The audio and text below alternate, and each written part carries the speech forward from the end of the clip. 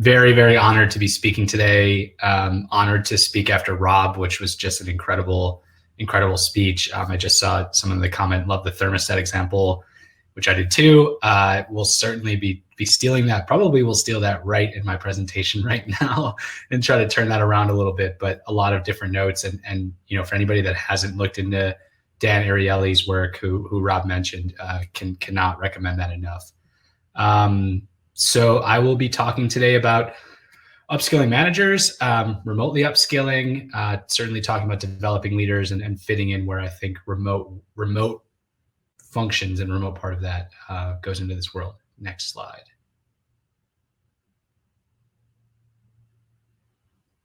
Sweet. Developing leaders for the next decade. You can go to the next slide. So I have a fairly short agenda. I'll be introducing myself briefly. And then I have 3 real sections to my presentation. The past, where I think leadership development has come in the last 10 years or so, fitting in some remote ideas there, but we really didn't have much remote for most of that time.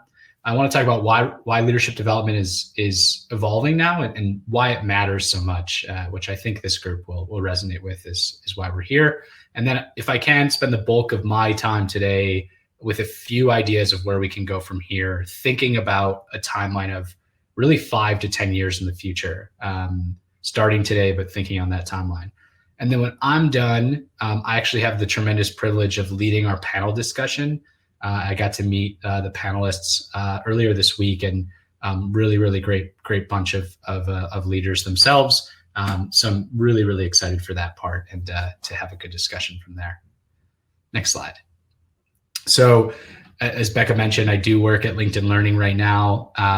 Just briefly, I've been in the learning and development space for about 12 years and have run through the range of different roles within that. I've built training, I've bought training, I've led training teams, etc. You could see some onboarding.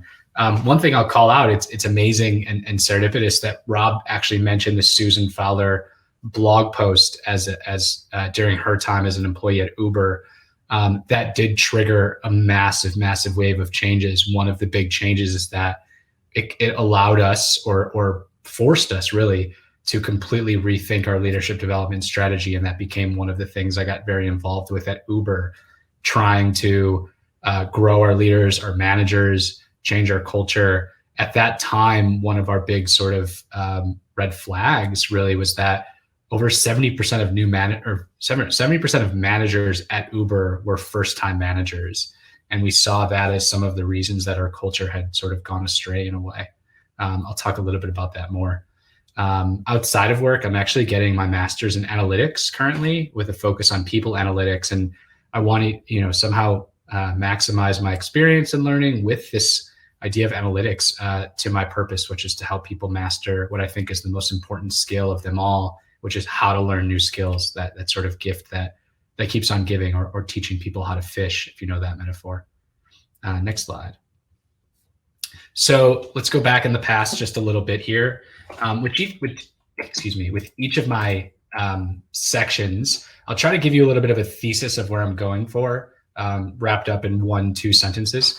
The thesis for the where we've been is that we've really only now caught up to where we saw ourselves 10 years ago. And this slide is a perfect example. This is 10 years ago, 3 months, February 2011. Josh Burson, who's a leader in the learning and development, HR, leadership development space, wrote this article, and he said, here are the new models for leadership development. And he put in 5 parts to it. Has to go beyond management training, has to be blended. I think now, maybe in 2019, 2020, with some COVID changes, we've just caught up to many of these, if we've even gotten there at all. And many of the companies I work with, as Becca mentioned, Fortune 100, very large organizations as their customer success at LinkedIn Learning, not all of them are even here. I think of something like number 3, where coaching, assessments, and mentoring strategies, a lot of companies don't have that, or don't have a fully fleshed out model of being able to sort of sign off on that. So this was 10 years ago, setting the vision of the future for where we are.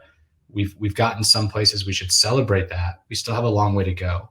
And in thinking about the next 5 to 10 years, these goals have to be drastically different. And so what are those going to be? How are those going to change in remote hybrid workforces? It's a little of what I want to talk about. Next slide. Another thing, this is from 2014 from McKinsey, where they talked about the pitfalls in leadership development programs. I'm not going to talk about this too much, but I think number 1 and number 4 are of particular interest to me. Overlooking context, I think, is vital. And when we think about remote leadership development, I'm going to talk a little bit about today are we recontextualizing that? Are we taking skills that we were training leaders on and thinking about how they might be different now in a hybrid world? And if we're not doing that, are we failing to bring in that context? And then measurement. One of the big reasons personally I've gone into this world of analytics is to try to figure out and work on how do we measure the results of training, learning, growth, skill development. There's a lot of question marks in that area, and I'd really like to be part of trying to figure out that solution. Next slide.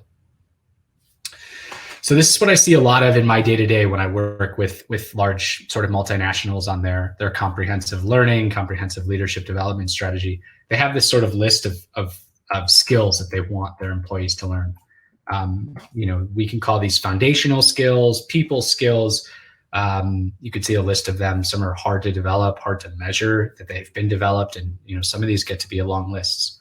But I see lists like this all the time where companies will take maybe 8 to 10 skills. It could be from the top down. It could be legacy skills. It could be their core values. And they want to train their leaders in it. Leaders, managers, however they're categorizing, if they're categorizing, they would say, these are the modules we want to put them through. It could be over 2 weeks, 2 months. It could be over a year, depending on how they want to space it out. But what I don't see enough of, and what I think we need to get better at, is asking, are those the right skills? If we're getting it from the top down, are those truly the skills that our leaders need, or are those assumptions we've made? Are they legacy from a time long ago that we haven't adapted to the new world? And now with virtual work, have we really thought through the adaptation of these? Have we made the adjustments? Look at something like emotional intelligence. Great skill to train on. I think we implicitly know we want leaders to have that. How do we get it there? There's a question. And how does emotional intelligence change if you're working on video chat, if you're remotely managing your team, if you're managing some team in office, some team out of office? And if we're not making that adjustment for our leaders in this new world, thinking ahead years from now as times change, we're not equipping them with the right thing. And I think that's something that we really need to take into account. Next slide. It's the last slide of the look back. This is from 2015, maybe 2016, I think. But from what I see at LinkedIn and Glint, which I'll talk about, this is very true today, is that most executives are not confident in their full leadership pipelines. So if we're doing a look back and we say, 10 years ago, Burson, is one of the thought leaders, other people were talking about it, laid out this vision. Here's what leadership development should look like in 10 years. And we've kind of gotten there today. It's still not working. We're not getting to a point of giving our executive level confidence that leaders are being developed in the right way, that when called on or asked to be ready, they're going to be ready to meet the challenge. So as I think about the future, this is certainly a mark point for us. A KPI, a key performance indicator, is, can we see executives be more confident that the skills their leaders are developing are the right ones at the right time for the right roles? Next slide. Before I get into the future stuff, I do want to talk about why it matters. Again, I think this audience probably needs less convincing than others that I talk to. My thesis with why it matters is that leadership development is one of, if not the most imperative learning and development process for you to think about over the next decade. Leaders are super influential at your company. I will steal Rob's line here, where leaders are the thermostat. They are setting the temperament of the company, the culture, the integrity. All of these things are trickled down from them and flow down from them as well. We know that strong leadership provides a competitive edge. We also know from a lot of data that bad leadership is absolutely destructive. Many people leave their roles because of bad management, because of bad leaders. It's one of the single biggest reasons for employee churn, and it can bring a positive working culture down simply by having bad leaders. And I'll just show a few examples of what I mean by that. Next slide. Yep, thanks, Becca. So 89% of companies say that it's urgent or important to strengthen their leadership, and only 13% are actually saying that they have an excellent, or they do an excellent job of this. is from Deloitte from a few years ago, who labeled leadership as the single most challenging talent problem. So you could see that the top number one talent challenge worldwide. I don't think that's changed. COVID might have changed impermanently some of the talent challenges we had, but I think as we restabilize, learning is going to be there. Now, why is this so challenging? Next slide. It's because we're asking leaders and managers to do a lot of different things, particularly if they're a first-time manager or first-time leader, or, and this is overlooked, I think, too much, if they're a first-time manager or leader at a certain organization. Your organization is going to run differently than where they came. The thermostat might set differently. Are you taking into account all of the things that you're asking those leaders and managers to do? Are you taking into account their preparation? And how are you doing that remotely, where they're not able to shadow, observe, be as close or be present with other leaders as much as they would like? So I think this is, you could see a few different things on biggest challenges and how that is. I think remote's going to add to that by straining and restricting communication channels and the effective leadership through presence. So if anything, this is more difficult. And just to show you an updated version of this, next slide, we've seen now that managers and leaders are more burnt out and stressed than ever. So this is from 2021. This was released about a month ago. This is from Glint, which in full disclosure, Glint is a company owned by LinkedIn. So I work with Glint quite often. They're an employee engagement surveying company. So they're getting a lot of data and doing a lot with that data on what employees are saying about their managers and leaders. Again, burnout at an all-time high. Why? Because as you can see, if you can see, I know it's small on the chart there, we're asking managers and leaders to do a lot. Coach, HR liaison, high performance contributor themselves if they're being asked to do something, communications lead. All of these things are compounding and adding to their day-to-day. So if we truly recognize the importance of them, we're asking them to put on a lot on their shoulders. Again, particularly difficult in remote, where some of these things are new, completely new challenges. How do you become a communications lead if you're not gathering your team into a huddle or they're not next to you? You're doing that all through Slack, Zoom, Teams, whatever it might be. Next slide. And just for the why it matters, to wrap this up, is the ROI on leadership training. There is a lot of very compelling evidence coming out now that the investment in leadership training is an investment in bottom line performance, better revenue, better profit margin, just better performance from individual contributors that those managers both manage and indirectly manage, which is a new and interesting part of that study. This becomes your competitive edge, your operational edge, your moat, whatever you want to call it. And at LinkedIn, when we work with clients, this is one of the biggest things that we hone in on. You need to be making this investment, time, resources, fiscal investment, whatever it's going to be. And we know there are the excuses of, how do we invest in something that's hard to measure, that's hard to see the ROI immediately in or tangibly, but we know it's there, and more research is coming out to show those measurements exactly. So let's talk about the future. Next slide. I have a short amount of time here, and this particular subject is one I'm quite passionate about. So I've tried to whittle this down to thinking about, what I think are the things to think about now for the next 5 to 10 years, and taking remote into mind there. So here's my thesis for this, is that leadership development, especially in the remote world, has to get personalized, has to get a lot more personalized, but has to get personalized, period. I think as we go longer term, all of employee learning and development, and all learning in a way, is going to get personalized. This is going to happen with the rise of big data, better algorithms that can provide tailored learning recommendations based off of individuals' own needs and skills. But the first step, and as we saw, the best place to singularly invest in right now is your leadership team, is leaders and managers. And if you're not getting any kind of customized, contextualized, personalized learning to them, we're missing out on a big opportunity here and where the trend is going. So how do you do this? How do you get personalized? I think 2 ways, both of which work well in remote worlds. One is the combination of data analytics and prescriptive learning recommendations. I'll talk about that. The second one is coaching. That first one will take time, investment, data science, lots of different tools, lots of programming. But the second one, coaching, is the single best personalization tool you probably have right now, because coaches are the human element within this that are able to, a good coach, personalize a learning and career path for their coachee, for the person they're coaching. So I'm going to talk a little bit about both of these. I'll talk about the personalized prescriptive learning stuff first. Next slide.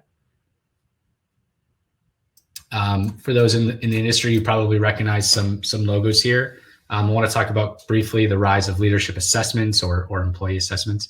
And I'm not going to talk about the efficacy of one or the other. And I don't even want to talk about necessarily the exactness or precision that these can get on individuals. What I just want to say is that this is the first start of the revolution of getting personalized, being able to prescribe or diagnose somebody's strengths, weaknesses, areas of opportunity. You need that as a first step, whether you use one of these tools or a different tool, so that you can follow that with a prescriptive learning recommendation. If you have the diagnosis, you can give the medicine, to use a bad metaphor, but I think you get where I'm kind of trying to go with that. Next slide. And there are a lot more, and I think we're going to continue to see a lot more of these. The top right, for instance, is Glint, the company I mentioned, where they're using survey data to highlight managers' areas of opportunity and areas that they're excelling. Others are looking at energies, time management, all to help people unlock their singular potential, what is going to work for them. So what this does is it gets us out of a one-size-fits-all training. Even in the best remote, flipped, hybrid model, you need to get out of the one-size-fits-all for leaders, in my opinion. And Burson and other thought leaders in the early 2010s brought out this new phase of learning that was going to bring it into the new decade, but it was still could be, in some ways, a one-size-fits-all training. And I think the next decade gets us completely out of that. The question, of course, is scale. I work with companies that have thousands of leaders. How do you personalize for thousands of leaders? And that is a very hard, difficult question that no doubt requires massive resources if that's the kind of organization you work in. But I think we're going to see more and more evidence that that investment is going to be worth it, and tools will get more efficient at doing that as well, and cut some of the costs down, and both on the diagnosis side and on the learning side. So I just want to show two quick examples. Next slide. This is, I think, the barest bones version of that. This is just segmenting out your leadership populations. New manager to C-level. You could take the same core competencies that you want for those managers, but if you can divide those up into those levels, what do new managers need for critical thinking? What does C-level need for critical thinking? And then devise learning plans that are for those distinct audiences. So a distinct training program for a distinct audience, you're starting to get there. You're getting away from one size fits all, and you're getting to a distinct, customized, contextualized training plan. I think this is going to be table stakes to have these segmented teams out, and then prescriptive training for the teams if you can't get down to the personal. But let me show you what it looks like to get past that. Thanks, Becca. This is from a company called Mind Gym. I have no affiliation with them. I just really love what they've done here, and a client that I work with works with them as well. They're taking sort of mental leadership skills and thinking about them like physical, athletic skills. You practice, you train, you stretch. Very cool. But what they do is they do this profile of a manager. This is just an example. And they look at where that manager, he or she, is on a range in a category, how far they are from a right range determined by leadership at the company through them as well. And then they start to work on how you can get into that right range. So this is getting very individualized, personalized, prescriptive, but is helping each manager get to the right place. And they might have to do something that's more conservative in a way. And somebody else might have to do the exact opposite, but you start to know what should be prescribed and given to each person. Okay, so if this is an example of getting the first part, how do you do the learning part? How do you get them the right learning? And this is, again, a huge topic I would love to chat about in the forum. I'm sure we'll hear the panelists discuss.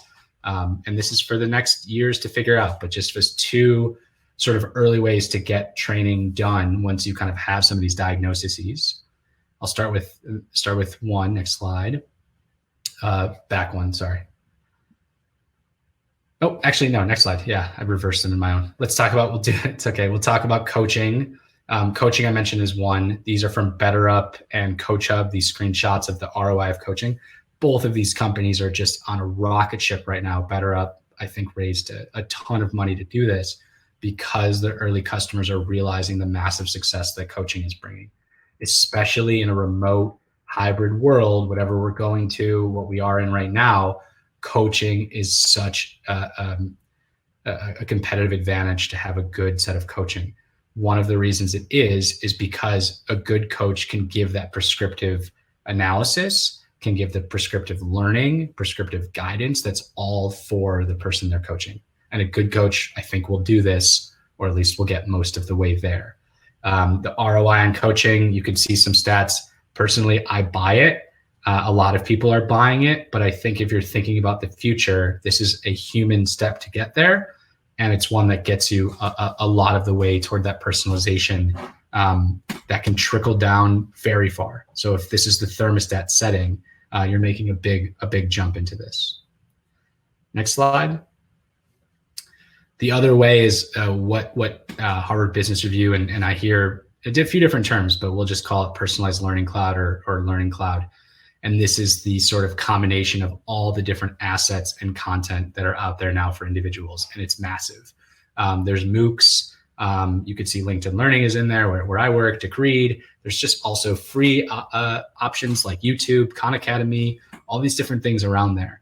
This is great for employees. They have more access to learning content than ever before. For leaders, though, you need to be able to take that openness. And again, I know I'm overusing this word, but really trying to stick with this is to get prescriptive. And you could see the 1 through 4 there, where the HBR article in Personalized Learning Cloud is talking about how this can be used, most effectively. And that is through personalization, contextualization, socialization. A lot of that is going to come with algorithms. But for now, some of it is going to come by you thinking about where somebody sits.